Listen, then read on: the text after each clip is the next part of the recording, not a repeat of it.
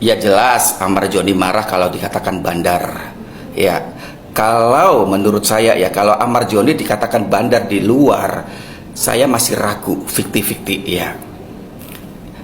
Kalau di luar Amar Joni dikatakan bandar, siapa orang yang pertama menyebut Amar Joni sebagai bandar? Tangkap orang itu. Yang di luar mengatakan Amar Joni bandar, tangkap orang itu. Ya.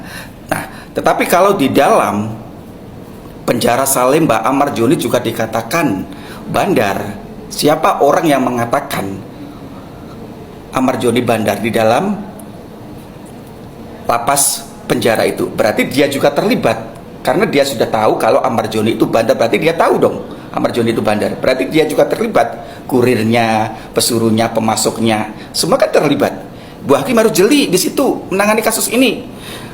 Katanya pinter menangani kasus tapi kurang jeli, kurang berwawasan ya. Saya katakan maaf ya Bu, karena kita masyarakat ini sudah tahu endingnya kemana. Amar Joni mau tidak dibebaskan, mungkin di penjara ya.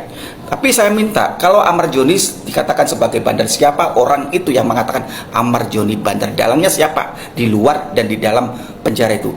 Ibu tangkap itu, hadirkan orang itu, berarti dia juga terlibat. Makanya orang itu juga harus dihukum, ya kan Bu ya? Aduh, maaf ya Bu, saya berkata begini karena Ibu sebagai hakim kurang jeli ya. Ya, katakan makan jeruk dulu ya Bang Harun, masam.